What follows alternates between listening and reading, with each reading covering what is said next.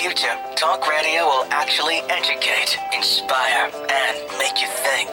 The future is now. Topics and music that affect your life from Universal Broadcasting Network. Tune in at ubnradio.com.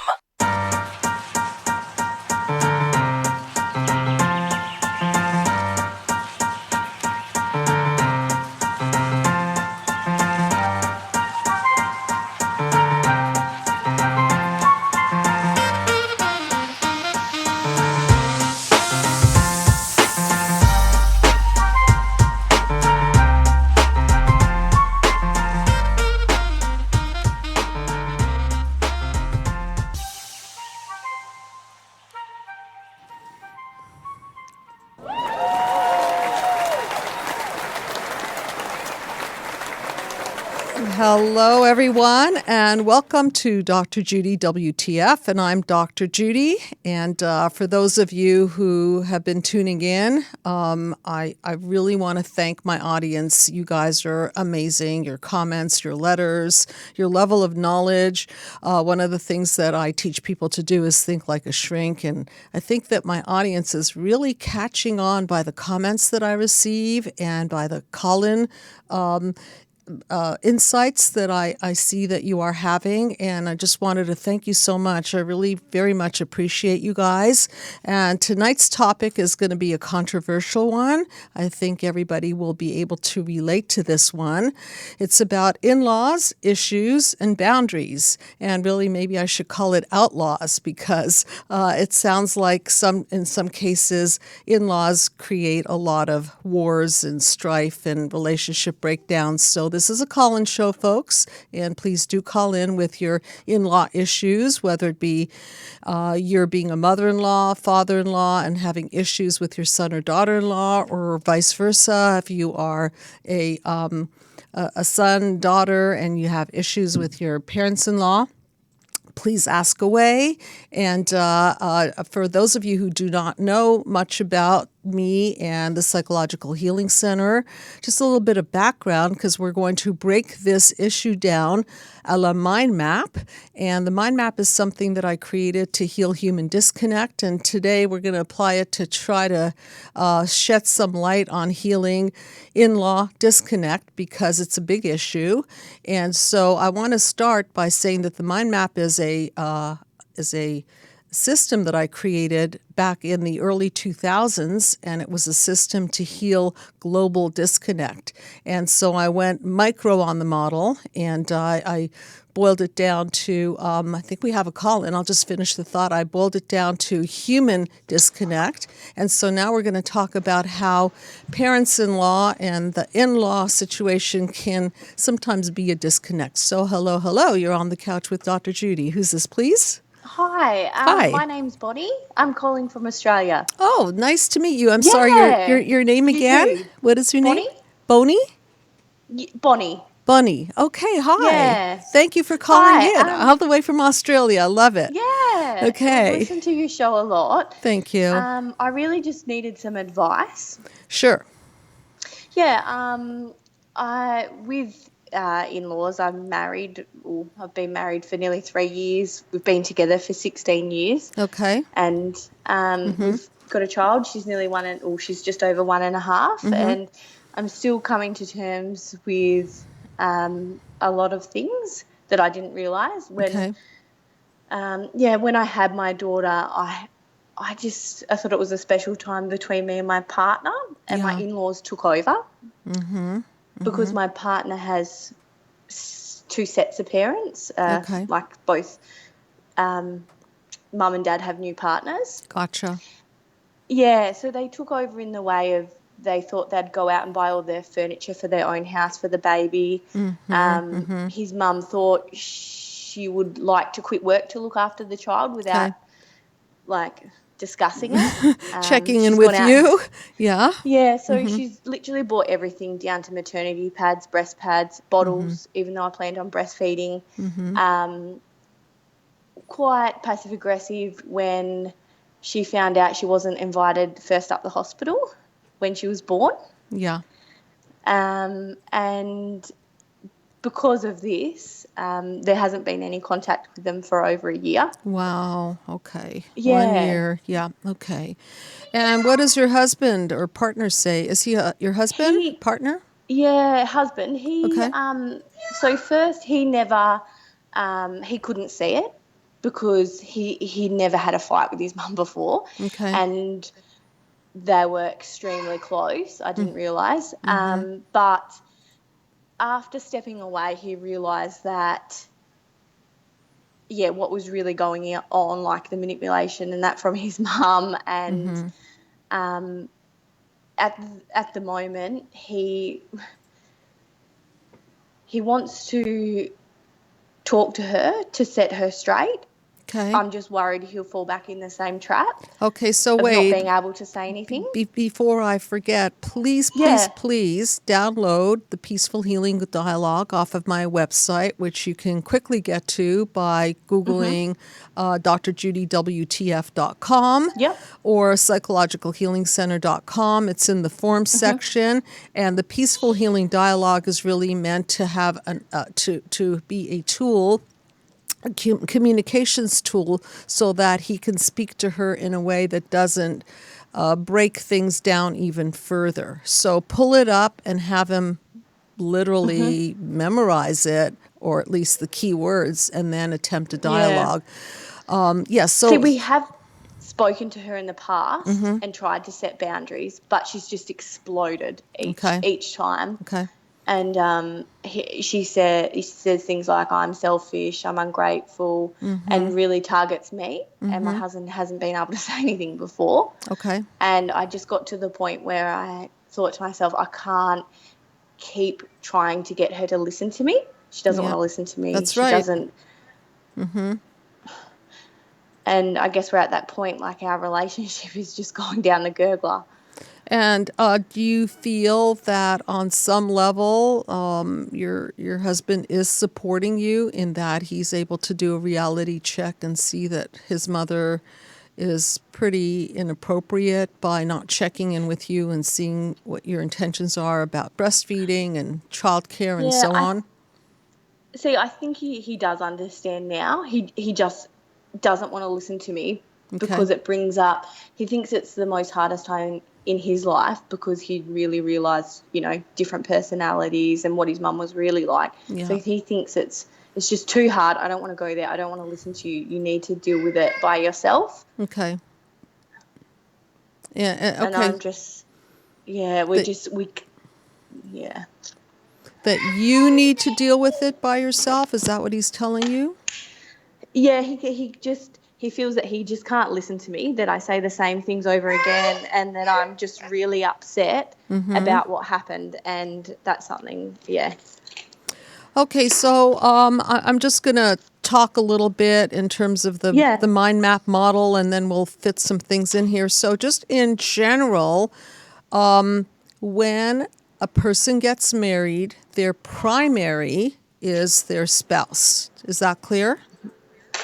That's the primary relationship, because without that foundation, the structure of the family isn't going to be secure, and the children will not have a secure, stable, executive, functioning team to rely upon. So it's really, really important that your husband make you number one, and that you make him number one. So really the issue is going to be primarily between you and he, and everything happening around the we circle is really for you guys to communicate about. Okay, does that make sense? So Yeah, it does. I think the worst thing that you could do is try to communicate directly with your mother-in-law, because you're already the foreign object, all right? So that's not going to work.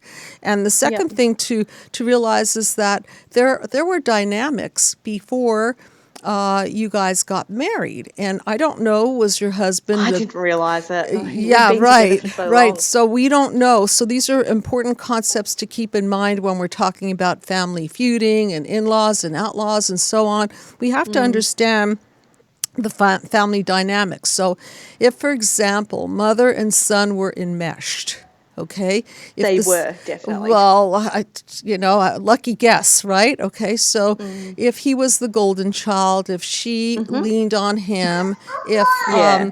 if the mother and the father team, his parents' team was not a great team, and she kind of made him like a little parent, which is sometimes the case in families, then really, in those cases, I don't know if this was the case, then really he was much more I think you've got it on significant. one. What's that? I think you've got the situation very well. Okay, so this is why Yeah. this is happening, is because there was an unhealthy enmeshment going on between son and mother, and so he wants to, in his mind, maintain the golden child position. He doesn't want to hurt his mom because he sees her as weak, and so therefore you're going to sense a great deal of betrayal. Like, why is he Yeah. supporting his mother? And so these are the kinds of things that you want to discuss with your husband. Is you want to have a peaceful, healing dialogue with him, and maybe let's take a minute. I'll go for it. I'll demo it. Okay. What's your husband's name? Sorry, I know there's a lot of background noise. We'll do it quickly. A little demo on the peaceful healing dialogue. What's your husband's name? His name's Casey. Casey, can I talk to you about our entire situation with your mother and how things are right now? Is that okay? Is this good timing? Okay. And with that, how do I move forward if I still feel I'm stuck in the same thing, like I'm still bringing up the same situation? I would say please do not go untreated on this one, okay? Because there's a Yeah. very strong pull. I'll end it soon because I know the audience is going to be angry that this conversation is not so clear all the time. But there's going to be a really strong pull for him to be loyal to his mom. Okay, so I would say, by all means, reach out for couples counseling. We do teletherapy. Reach out to us, the team. We have an amazing team. And most importantly, explain to your husband that what is of utmost importance is he and you and that connection. And whatever that Yeah. connection is will then find its place in terms of the connections, the side connections, which are the mother, the father, your father. And so I really want you to pay attention to the numero uno, which is you guys, the we team, okay? And to be Yeah. aware that there was a whole dynamics before you guys got together that set the stage for this, okay? So please reach out, and you can email me, Dr. Judy at psychologicalhealingcenter.com, and I can help, we can help, and don't leave this unattended. It's not going to get better. Okay. Thank Okay? you. Thank you so much for calling in. Bye. Okay, bye-bye. Okay, so really we need to understand, and I'm going to take the next caller. I guess this is a hot topic. Did they hang up? Okay, so please call back, okay? And so I want to read an article by, let's see, this is a this is a study done in Britain. Interfering in-laws are responsible for 1 in 10 divorces in Britain. Study into marriage breakdown reveals. So this is by the Daily Mail reporter. It was back in the 2013 a year, and this is what the report says. Disagreements over the division of household chores, career aspirations, and holidays were also major factors in married couples splitting up, but the in-law issue is really, really primary and can really rain on the parade of any marriage. Half of all married couples never discuss where to live or whether to have children before they get married, which could lead to trouble further down the line. Nor, I'm adding this, nor do they discuss family rules, roles, traditions, and so on. In so far as a survey of 2,000 married couples is concerned, 800 of those divorces were divorces because of issues that were not discussed. So I just want to put out there that before you get married, ask the right questions, and also not only right questions in terms of how the the family structure is going to be set up, but ask questions like, do you want to have children? Obviously, if one does and the other doesn't, it's a deal breaker situation. And there are a lot of times when I'm doing couples counseling that I'm very, very surprised to know that people get together and they don't ask the right questions and they end up breaking up because they hooked up with a deal breaker situation. And a deal breaker situation can also include dynamics between daughter-in-law, son-in-law, and in-laws. And one of the factors is that I want to bring up, did we have that caller back or no? Okay, so yeah, please feel free to call in. 323-843-2826. I know that this is a very hot topic because this just is so pervasive. Movies are made about this, the Wicked Witch of the West mother-in-law and so on and so forth. I want to get a little bit deeper into cross-cultural issues, and I want to bring up a couple of case studies that I've actually seen in my practice. One of the case studies that I want to bring up is a case study with an Indian family where the daughter-in-law was expected to really kowtow to the mother-in-law, which is not atypical in that culture. So we have to understand the structure of the family, and the mother-in-law is really the one that is respected, and when the daughter gets married to the son, she actually moves into the home of the mother-in-law and the father-in-law, and then at that particular juncture, tensions arise because, for example, if they're in America and they have already a new way of seeing married life, which is more, quote, modern, and if they're still stuck in their rules and roles of the Indian culture, it could bring up a lot of pain. And I have seen this pain in my office, and it's very, very ugly for everybody because the daughter-in-law may want to do things according to how she wants to do things. The traditional family rules and roles dictate that she please the mother-in-law. And there's a lot of walking on eggshells going on. There's a lot of anger at the wife from the son because he is obligated to put his mother number one. And that never makes for a good dynamic. So I want to read you an article about cross-cultural differences. Okay, so number one, be aware of your own culture. So if you're marrying within your culture, then you know the rules and the roles. And then if you are living in America and you come from a different country, then you and your husband must discuss how you're going to handle traditional values and how this is going to interface. And you may even have to break some traditional values, like, for example, it may not be the healthiest thing in the world to be living with your in-laws. So that's number one. Beware of your own culture.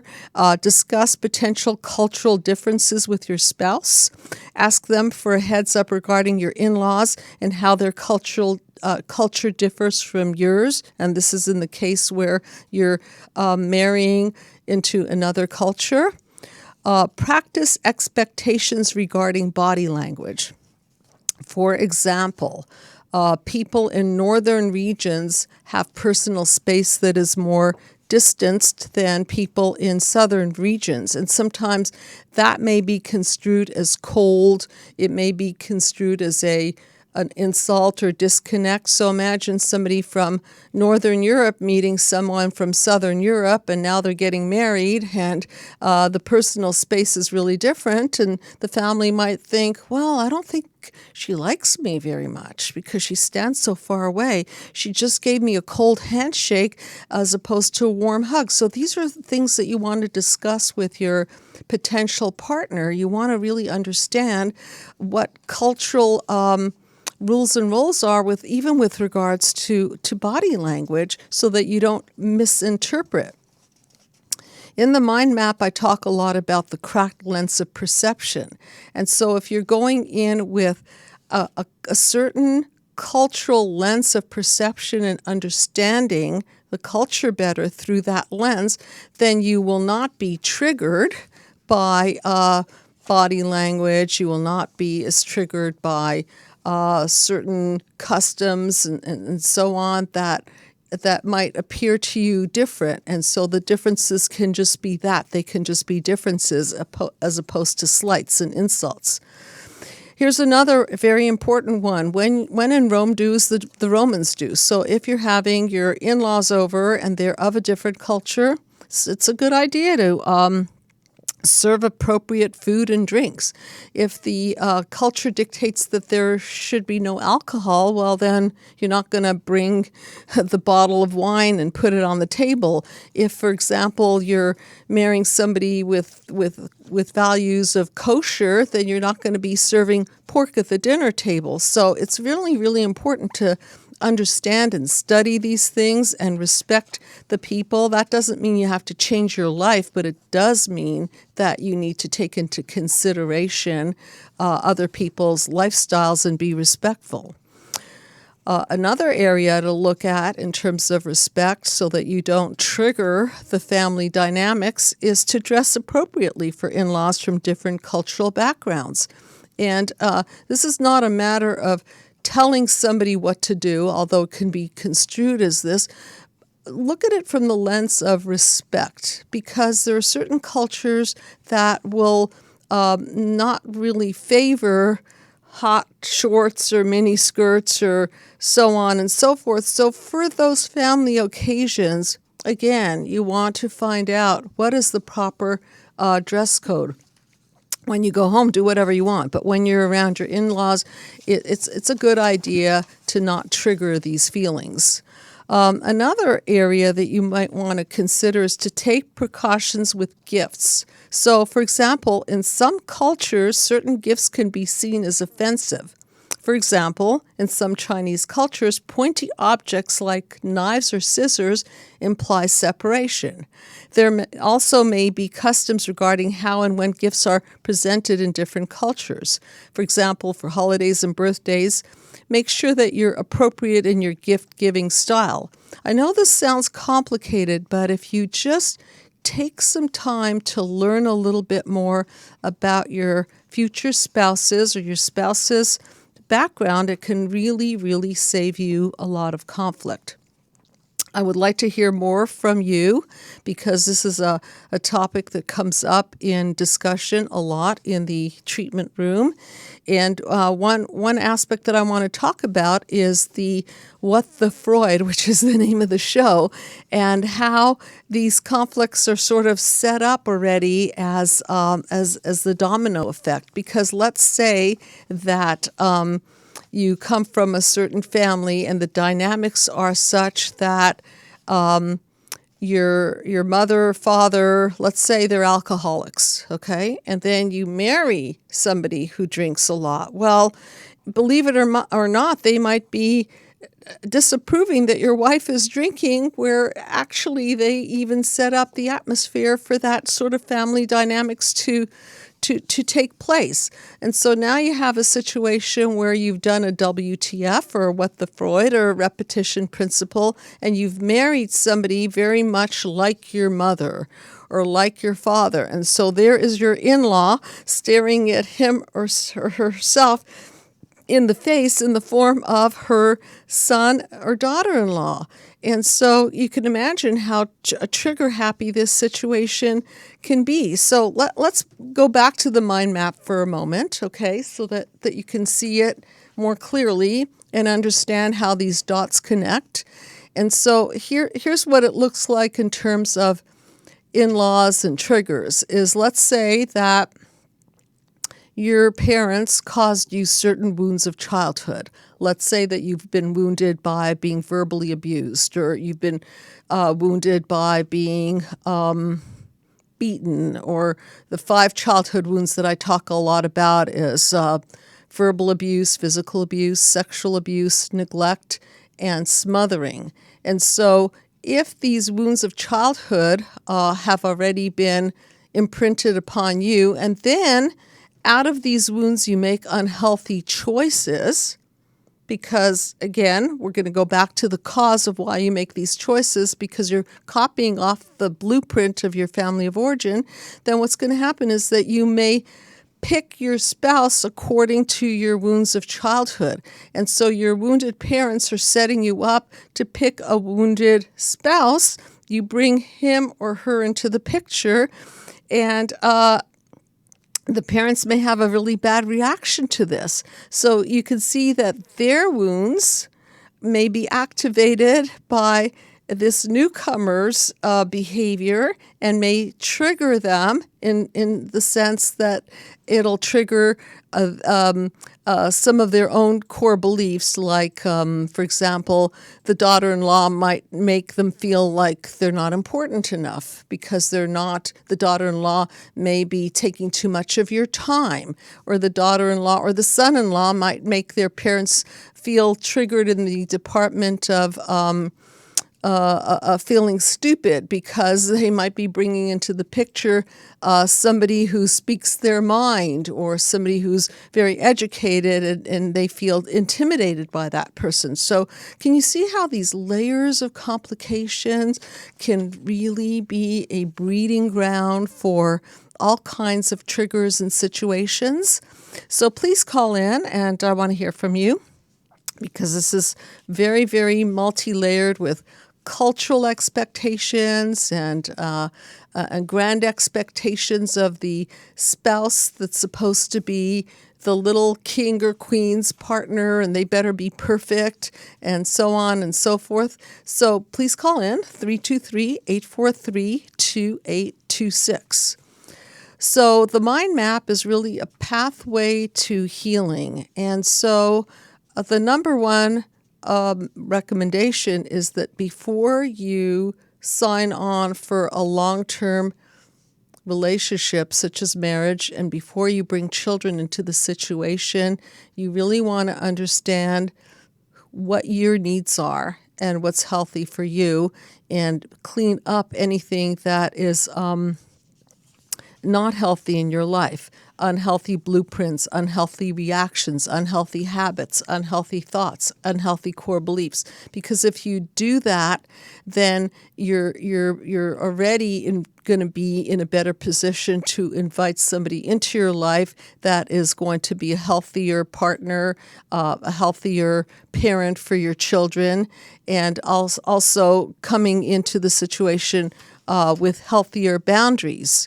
So can you see how important it is to really do the work, the psychological work, so that you can be in a stronger, better, cleaner position to invite somebody into your life? I want to talk a little bit about how to deal with a difficult daughter-in-law. This comes up a lot in treatment.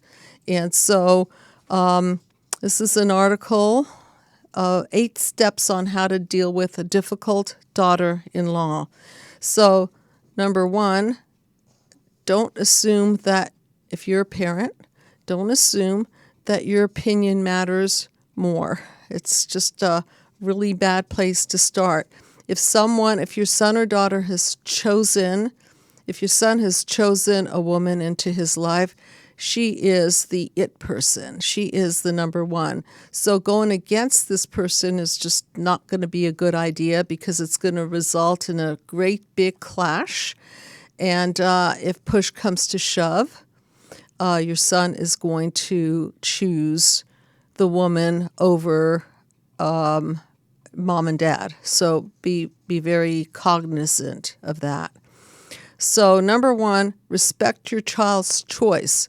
Sometimes it's really hard to do, because you might even be seeing your child picking someone who's very dysfunctional, and you might be very aware of the dysfunctions. They may be glaring you in the eyes, but you can't really do much, because if that child of yours has selected this particular person, then then there's really not much that you can say without sounding like you're going against the person that this son of yours loves very much.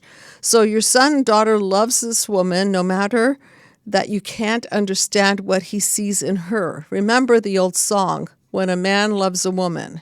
If she is bad, he can't see it. She can do no wrong. Turn his back on his best friend if he puts her down. This is absolute truth in dealing with her. No matter what your true feelings are, you must never say a word against her to your son. So that's rule number 1. And it might be very, very hard to hold your tongue. And just, remember that as parents, the best that we can do to ensure that our children pick well and wisely is to take the time to role model to them what a great family looks like.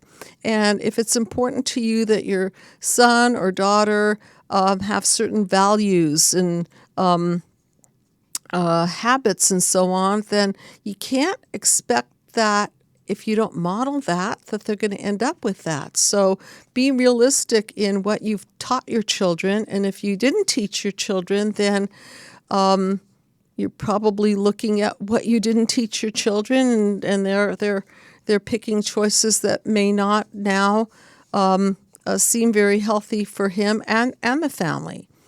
The next thing that I want to talk about is to stay cordial at all times. That doesn't mean that you have to agree with everything. It just means that you have to stay polite. Because remember, resistance is going to create your son to get even closer to the woman that you may not want in your son's life. So the more you resist, the more he's going to dig his heels in and say, yes, this is the woman for me. If you back off and give your son, in this case we're talking about difficult daughter-in-law, some space, then he may wake up in his own time and start to see the glaring red flags right in front of him. But if you're poking at those red flags, then he's going to be more preoccupied with seeing how obnoxious you are and how bossy you are and how controlling you are over seeing the red flags in front of his eyes. And again, this is a call-in show, everybody. So I love call-ins. Please do call in, and I want to hear from you and the challenges that you're having with your in-laws or outlaws. So again, stay cordial at all times. She may be a clueless, crude bore. She may be vulgar and crass. She may swear like a sailor, and your family's a church-going proper group. She may actually be unkind, cruel, or manipulative. The only real exception to this is if there are little kids around, if you just have to stay polite, as you would be to a stranger. And this is really, really difficult because as parents, we don't want to see our children hit a brick wall. We don't want to see them go down pathways that are going to end up in disaster. And just remember, again, prevention. If you want your children to pick wisely, then the job of the parents is to be excellent, or as excellent as you can, role models, so that they can see something in front of them that models for them something that they want in their future. I talk a lot about parents setting the bar, and they do. We as parents, set the bar for our children. And so if the bar is pretty low down there, if our parents are alcoholic and so on, then what can we expect in terms of their choices? And I do think we have a call-in. So hi, you are on the couch with Dr. Judy. Hi there. How are you tonight? Good. Thanks for calling in. What's your name? My name is Emily. Hi, Emily. Where are you calling from? Alabama. Very nice to talk to you. And so, what you have a question or thought or comment? Well, I wasn't able to view your video live on YouTube, so I haven't really heard what you've discussed thus far. Okay. But I saw the topic and wanted to call in regards to my mother-in-law. Okay. And how our relationship is going to affect our son, who's now 2 years old. 2 years old. Okay. And so tell me about your mother-in-law. Tell me a little bit of the background between your husband and the relationship between he and his mother. And also we're delving into cross-cultural issues. Are you both of the same culture, same religion, relatively similar background? We have pretty different childhoods. My parents are still married, whereas he never met his dad.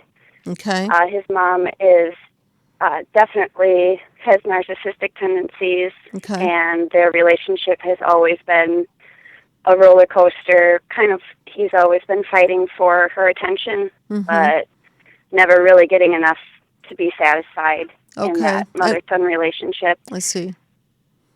So we've been together for 6 years now, and her and I have never had a one-on-one conversation. We've never been in a room alone together, so we have literally no relationship at all. Okay. He tends to agree with me in terms of, we shouldn't really put in any more effort to bring her into our lives because she's not making any sort of effort. But she, once a year, will send a gift to our son. His birthday is just a couple weeks after Christmas, and there's never a card, so it's not really clear as to whether it's a birthday or a Christmas gift. Yeah. And it's just always a very generic gift, something that kind of reminds us and highlights the fact that she's never met him. So it just kind of brings that up once a year, that she doesn't really know who he is, and the gifts reflect that. And how old is your son? He's 2. Okay, so he's not really aware of any of this at this stage. Right. Yeah, and he hasn't met at her. this point. Yeah. Right. But we know, and we've known before I even got pregnant, we knew that at some point in time his mom was going to be a bigger issue than she currently was when we were just dating and when we first got married. And so now we're just struggling with, how do we bring this up to our son? Is there a healthy way to just tell her she's not going to be a part of our lives? Because it's a really unhealthy way that my husband looks for her approval. And it hurts me, being in close proximity to him, to see him struggle with that and just never get anything in return. And I don't want my son to go through the same feelings of, why doesn't my grandma want to be a part of my life? Okay. This is a really excellent question. It's so delicate because, first of all, one of the things that saves you is the fact that she's not even in the same state as you are, correct? Right. So Yes. it's just, she can't really do that much damage, and she's a long-distance grandma, so he's definitely not bonding with her. So, there's not a lot to explain there, other than when he gets a little bit older, he might ask, how come grandma's not too involved? And then you have to have age-appropriate conversations about that as he's asking. Which, let's see if we can get into that a little bit. But right now the focus is that it's possible that your mother-in-law's treatment of your son and the family is triggering the neglect and abandonment that your husband was feeling all along. Does that make sense? Definitely. Yes. Yeah.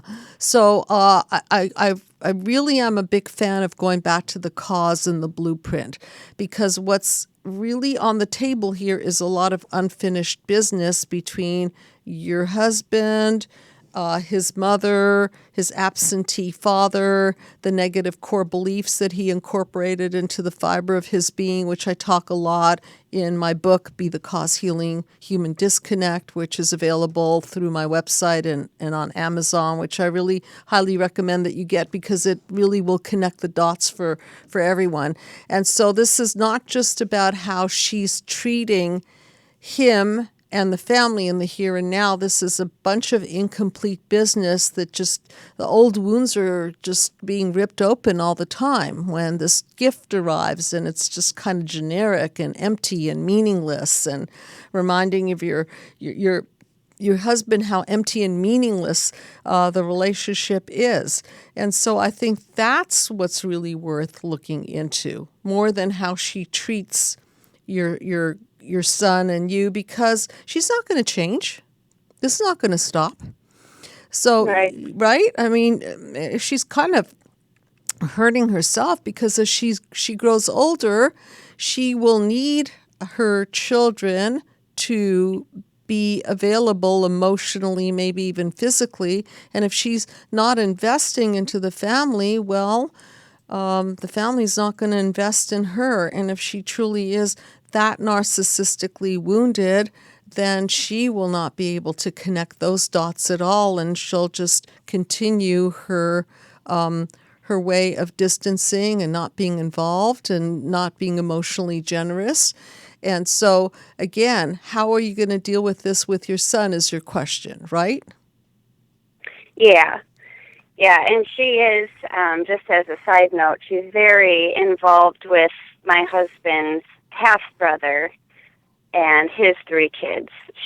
They're in the same state and everything, and she's always, watched them consistently, watched the kids. So he and his ex-wife, at the time when they were married, so they could go out and have dates and everything. And I guess he's kind of the golden child. Well, yeah, it sounds that way, and I think this is going to hurt him. So I think that rather than focus on what she's doing and what she's not doing, I believe that the focus should be on your husband's healing his own wounds of childhood, so that he cannot make it to mean anything personal.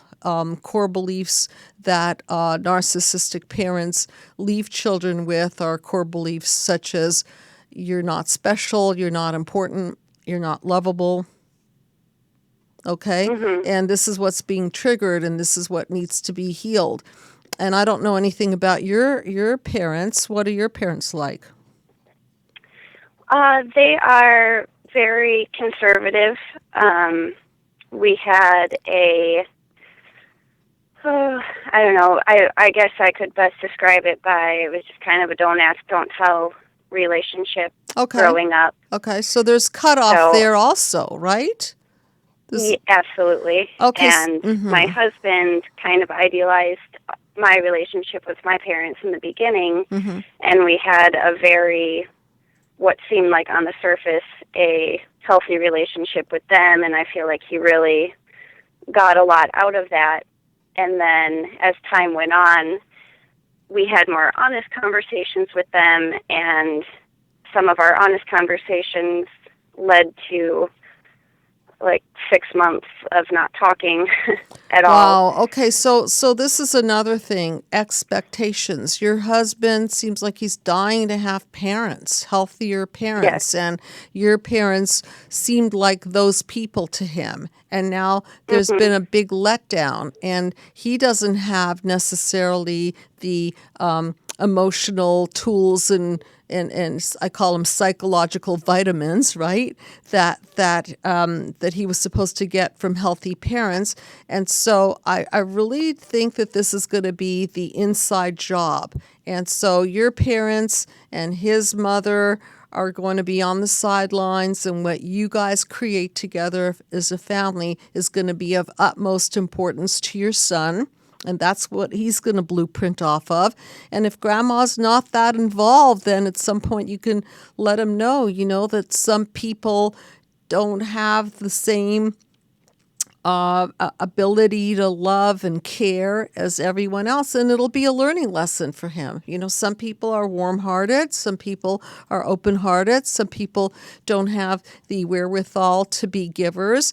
And you're going to teach your son that it's not personal, right? So that he doesn't develop core beliefs like that he's not lovable or that he's not wanted. And the grandmother's going to be very incidental. I really think that, because it's going to be you guys that are going to offer up the most. And that's why it's so important for both of you to be as healed as possible, so that the more healed you are, he'll get the most. Does that make sense? Yeah, absolutely. So I wouldn't worry too much about grandma in another state. I'd be more concerned about what it's triggering in your husband and what that then does to his mood. Maybe it makes him feel depressed. Maybe it makes him feel like, again, that he's not that important. And that's where I think the concentrated energy should be. Okay? Okay, that definitely gives some insight. Yeah, and That. by all means, reach out to me, reach out for the team. You can always write me at Dr. Judy at psychologicalhealingcenter.com, and then we can go from there in terms of getting you guys in the best shape possible so that you can give the best to your children. That sounds great. Okay, thank you so much for calling in. Yep, thank you for taking my call. Of course.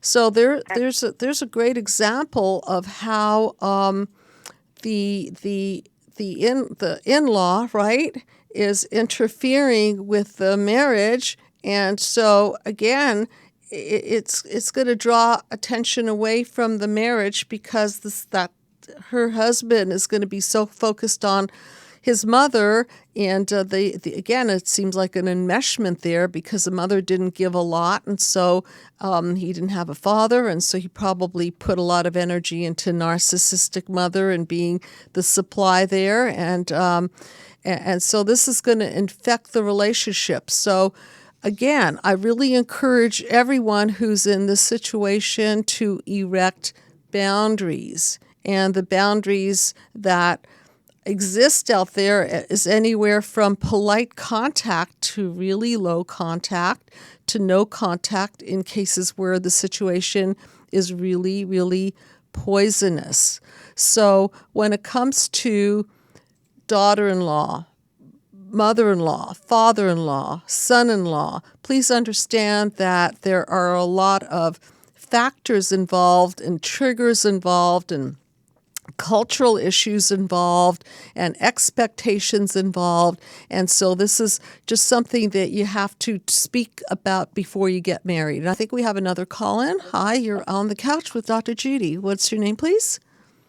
Dale. Hi, Dale. Where are you from? Washington. Nice to talk to you. Yeah, I was thinking of the gal from Alabama and her husband, and without the father and the narcissistic mother. Yeah. I had a narcissistic father, and I was pretty much, I had a good life, but it was a neglected life. I had a golden child brother and large family, but very busy and very image conscious, and so a lot of things slipped through the cracks. We had a lot of different activity at home, which in the public eye was completely different. We were the shining example of a family. But the healing of that last caller's husband, I'm in my 60s, and it took me my whole life wanting to have a better relationship with my father. Yeah. And I was a people pleaser, because I was constantly trying to please him, and I never could. I could never get approval, and it just was, like you had said, he was looking for a family, or looking for a father and parents. And this past year, through listening to programs such as yours, it finally, with the realization was made, and I think you guys did really good, your program in particular, that it's not your fault. You're an innocent child. You're brought into this world. You're given all of these psycho viruses that make you feel guilty, and you're always looking for what can I do better? And you're striving, you're blaming yourself, and you're always having these things put on yourself, and it's just this anxiousness. You can't explain it, why you feel empty all the time. That's right. But until you realize it's not you, it's your parent who is sick has been wounded and is bringing all of this on to you, and they're pushing all of their anxiety and their pain and their suffering, and they're blaming you, and you keep saying, what can I do better? What can I do better? You'll never be able to please these people. But when I finally realized that, the switch went on. I hit the aha moment last June, and it was like all of that anxiety, all of that pain, all of that disappointment, it went away. It was like a light switch came on. That's your paradigm shift. There it is, right? You shifted from seeing yourself as responsible and burdened by the inability to fix it all to, wait a minute here, this was really inappropriate treatment that was not my fault. And it was, it was through you showing the example of it. It was very, I'm an educated person. I think, wait a minute now. If it's not me, if it's something I can't fix, and I'm not to blame for all of this, and all of this was put into me, then why am I playing the game? And I got away from playing the game. And I tell you, it makes it so much easier to set boundaries, because now you no longer have that anxiety of like, well, gee, can I do better, or should I pull the boundary down, and should I cross back, and what can I do? You get rid of all of that because you realize not a thing you can do to change this person. Beautifully said. You step out of the dysfunctional system. And one of the things that I emphasize in the mind map structure, the mind map counseling, is that things that are unsustainable are going to fall apart. And so that when parents build unsustainable systems, they're going to fall apart. And when the child realizes that they can't any further buy into this unsustainable system and they pull out, then what happens is everything that was dysfunctional falls to the wayside, and then that person can start to grow again and start to recode, as I say it. This is a process of encoding the sickness, right? And then decoding the sickness and then recoding into health. And your paradigm shift is very significant because, as I like to say, number one, childhood is a hostage situation because we can't help who our parents are. And secondly, we are not the cause of part two of our lives. And the better we heal, the better we're able to really let go of old dysfunctional systems, and we can buy out of the lie. And today I was joking with one of my patients, and I was saying to her, if only children can talk, right? Because children blame themselves. So let's say a parent does something completely inappropriate. Imagine if that baby said, "Are you kidding? WTF are you talking about? You're being completely inappropriate." I mean, what kind of parent would say such a thing to a child? But babies don't do that. Children don't do that because they're permeable membranes, and they have no boundaries, and they soak everything in, and the parents are like their God, and they believe everything. And it's not until you have an enlightened witness or more wisdom and more information that you're able to pull out and say, "I'm just not buying it. That doesn't work for me." My closing statement would be: find out who you were in the family, who your family siblings were, who was a golden child, who was a hero child, who was a lost child, who was a mascot. Right. Learn what these terms mean. Learn who the narcissist in the family was, and study the tactics and see what they did. And then analyze how it affected you. And then once you know what the rules of the game are and how it was being played and who the other members of the family are, it all makes sense. And all of a sudden you go, I'm not guilty. I didn't do anything wrong. And all of a sudden the guilt goes away, the shame goes away, the anxiety goes away. My God, it just changes your whole life. And that's all I'll say. I'm so impressed. That's right on. And then you don't have to play the game anymore. You're out. That's right. Get your head in the ballgame. Know what this sickness is, so that you can learn what the rules are in the game and where you fit into it. Where did your family? How was your family structure? And it goes to grandparents, and it goes to aunts and uncles, and it goes to even your friends and coworkers. But once you know what this game is all about, it's no longer going to be a threat to you, and you're no longer going to have this internal, "Gee, I'm doing something wrong. I'm doing something wrong," because the game is, you will always be blamed for everything, and you're always going to feel this anxiousness. That's right. Right. And the gig is up. So, no, I really appreciate you putting it in those terms. And also because you did have that insight, and now people can see how you arrived to that insight. So thank you very, very much for calling in. I really appreciate it. Judy. Of course. Bye-bye. My pleasure. Bye-bye. And so when it comes to in-laws and outlaws and boundaries and issues, again, what Dale said, study your position in the family system and understand that if you and your mother or your father were enmeshed, then you can already see that adding a spouse to the formula is going to be competition to that individual, and they're automatically not going to be welcome. And if you, as a son or daughter, if you're a people pleaser, and particularly a pleaser of your parent, then you're going to lean in the direction of being a betraying kind of a spouse, because you don't want to let your parent down. But again, I'm reminding you, your number one person once you get married is your spouse, your partner.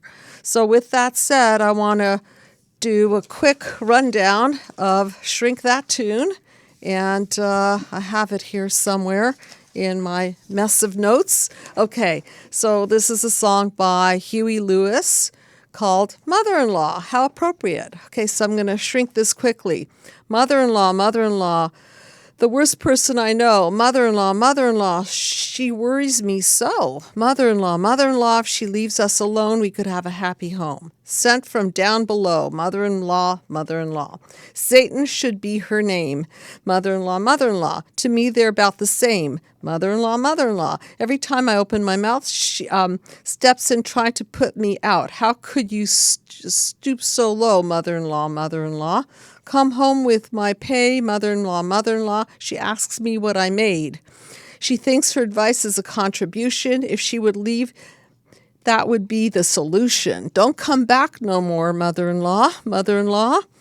And this goes on into mother-in-law. And so this is Huey Lewis and mother-in-law. And I think that this is almost the evil mother-in-law has become almost like a prototype or something in our society and worldwide. So once again, this is Dr. Judy, WTF. Thank you so much for all the wonderful call-ins and comments. And if you are stuck in a bad family dynamic, then understand WTF is going on. Learn about your childhood wounds and your core beliefs. And once you can dissect that and see how this bad game of life is played, you can reshuffle the deck and play a better game of life. So thank you for tuning in, and we will continue the show next week. Good night, everybody.